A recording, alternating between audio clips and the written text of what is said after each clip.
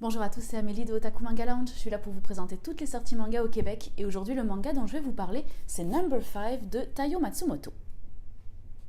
Alors Number 5 c'est un manga qui me tenait particulièrement à cœur, c'est un manga très particulier dans l'œuvre de Matsumoto puisque c'est un de ses seuls mangas de science-fiction avec éveil que je vous présenterai dans quelques vidéos. Donc Number 5 c'est un manga qui a été écrit au début des années 2000 et qui se voit aujourd'hui réédité par son éditeur original Kana dans une version dite intégrale qui va être en 2 volumes et qui est très très belle. Je vous laisse un peu admirer la couverture, c'est comme un espèce de papier cartonné, c'est très très beau. Matsumoto c'est un auteur de seinen qui fait beaucoup plus dans les mangas de style tranche de vie avec des thèmes plus personnels, plus introspectifs, presque autobiographiques par certains moments. Mais avec Number 5 il nous livre donc une œuvre de sci-fi qui va cependant à nouveau aborder les thèmes qui lui sont chers. C'est une œuvre très complexe, dont l'action se déroule dans un monde imaginaire extrêmement développé, extrêmement riche, et qui pourtant ressemble étrangement à notre monde.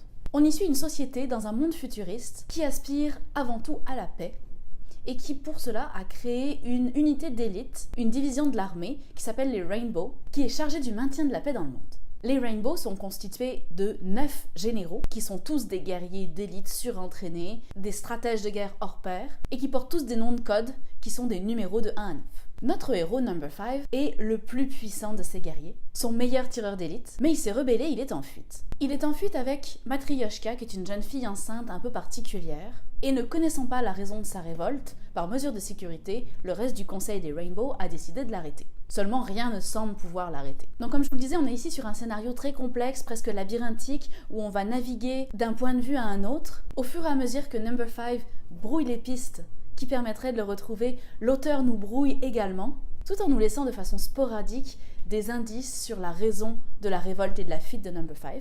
On va en effet de temps en temps dans le récit suivre notre fuyard et on va commencer à comprendre un peu sa psychologie et pouvoir analyser les raisons de son désaccord avec cette société très contrôlante. On va explorer les liens qu'il a tissés avec ses différents collègues du conseil des Rainbow et de par les liens qu'il a créés avec eux, comprendre mieux la psychologie de notre personnage. Et pour être honnête, on va découvrir ses défauts, mais on va surtout découvrir ses qualités. Entre autres, les traits qui vont être vraiment remarquables chez lui, c'est une fidélité hors pair à ses proches, mais c'est aussi un immense amour pour la vie, un désir de profiter de la vie. On retrouvera bien sûr une des thématiques très chères à Taiyo Matsumoto qui est l'exploration des relations père-fils, et bien sûr la critique de notre société actuelle. Tout cela est décrit avec beaucoup de poésie à la manière dont Matsumoto sait si bien le faire. On alterne des passages extrêmement paisibles avec des passages au suspense insoutenable. Les graphismes sont extraordinairement bien réalisés. De mon point de vue, c'est sur cette œuvre que Matsumoto est vraiment au summum de son art graphique. Le tout donne par contre une œuvre assez hermétique, assez difficile d'accès. Il faut le savoir avant de s'y embarquer. En préparant la vidéo, je suis retombée sur une image qui traduit bien la sensation qu'on a tout au long du récit que je vais vous montrer, qui ressemble à ça. Mais on pourra tout aussi bien retrouver des images qui ressemblent à ça.